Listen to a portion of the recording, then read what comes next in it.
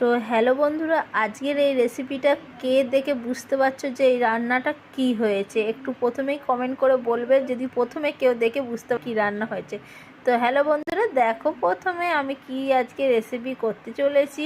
তো আজকে এটা হচ্ছে কাঁঠাল। তো তোমরা সবাই অনেকেই ভালোবাসো কাঁঠাল, কিন্তু কাঁঠাল ছাড়াতে খুবই কষ্ট। হাতে তেল লাগিয়ে কাঁঠালের বীজগুলো ভালো করে কোয়াগুলো বার করতে হয়। কাঁঠাল খেতে কিন্তু খুব ভালো লাগে, মুড়ি দিয়ে দুধ দিয়ে বেশ খেতে ভালো লাগে, বা শুধুও খেতে ভালো লাগে। সেটা যদি খাজা কাঁঠাল হয় তাহলে তো আরও কোনো ব্যাপারই নেই, খুবই সুন্দর খেতে লাগে।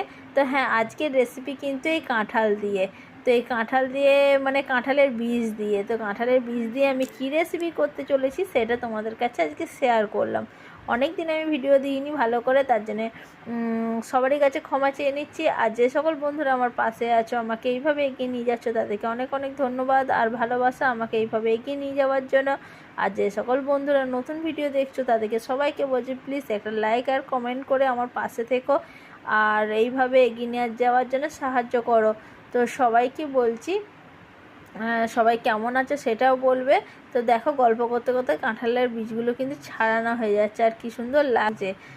তো এখন তো প্রায় কাঁঠাল শেষই হয়ে এসেছে। দেখো কত সুন্দর লাগছে কাঁঠালগুলো, হলুদ হলুদ, খেতেও খুব সুন্দর আর খুব মিষ্টি লাগে কাঁঠাল খেতে। আমার তো মোটামুটি ভালোই লাগে কাঁঠাল খেতে। কার কার কাঁঠাল খেতে ভালো লাগে অবশ্যই জানাবে। দেখো কত ভালো লাগছে, কালারটাও কত সুন্দর লাগছে। তো হ্যাঁ, এই কাঁঠালের কোয়ার ভেতর থেকে বীজ বার করতে হবে, সেই বীজের আজকে রেসিপি। দেখো বীজগুলো রোদে শুকিয়ে মানে ভালো করে বার করে ধুয়ে রোদে শুকিয়ে রাখতে হয়েছে। আর এই রোদে শুকিয়ে দেওয়ার পরে ভালো করে কাটতে হবে। তো কাঁঠালের বীজ কাটার সময় কিন্তু হাতে আঠা লেগে যায় আর বটিতেও আঠা লেগে যায়।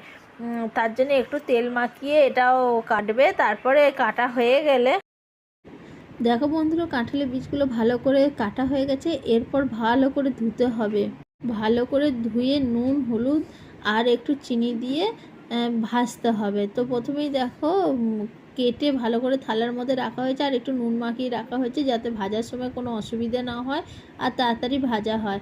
তো এই রেসিপিটা করার জন্যে প্রথমে সর্ষের তেল দেবে কড়াইয়ের মধ্যে, আর কড়াই ভালো করে যখন গরম হয়ে আসবে তখনই সর্ষের তেলটা দেবে। তারপর সর্ষের তেল যখন গরম হয়ে যাবে তখন এই বীজগুলো ছেড়ে দিতে হবে কড়াইয়ের মধ্যে। তেলের মধ্যে যখনই কাঁঠালের বীজগুলো ছাড়া হবে তারপরে নুন হলুদ আর একটু সামান্য চিনি আর লঙ্কা গুঁড়োও দিতে পারো, অনেকে কাঁচা লঙ্কাও দিতে পারো। তো এইরকম করে ভালো করে নাড়াচাড়া করে বারবার ঢাকা দিয়ে আস্তে আঁচ দিয়ে ভালো করে নামিয়ে দিতে হবে। যখন হয়ে যাবে, রান্না যখন হয়ে আসবে তখন নামিয়ে দিতে হবে। তো এইভাবেই এই কাঁঠালের বীজ ভাজা করতে হবে আর খেতে খুবই সুন্দর লাগে।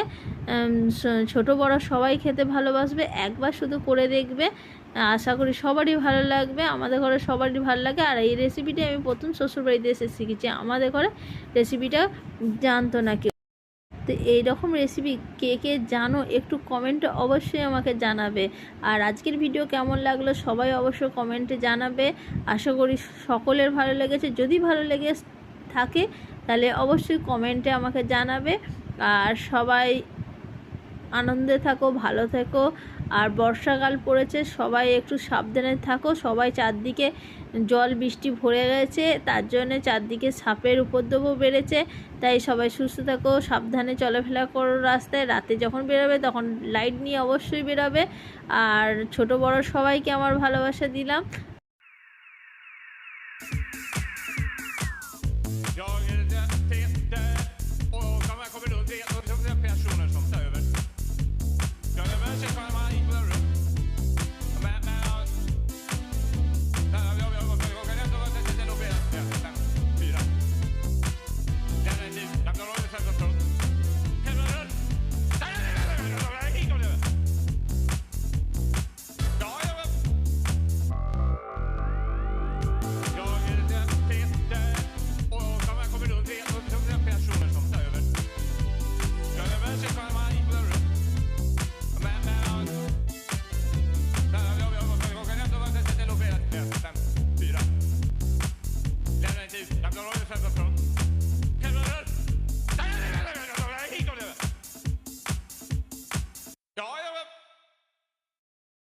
তো আজকের মতন আমার ভিডিও এখানেই শেষ। দেখো কত সুন্দর লাগছে রেসিপিটা।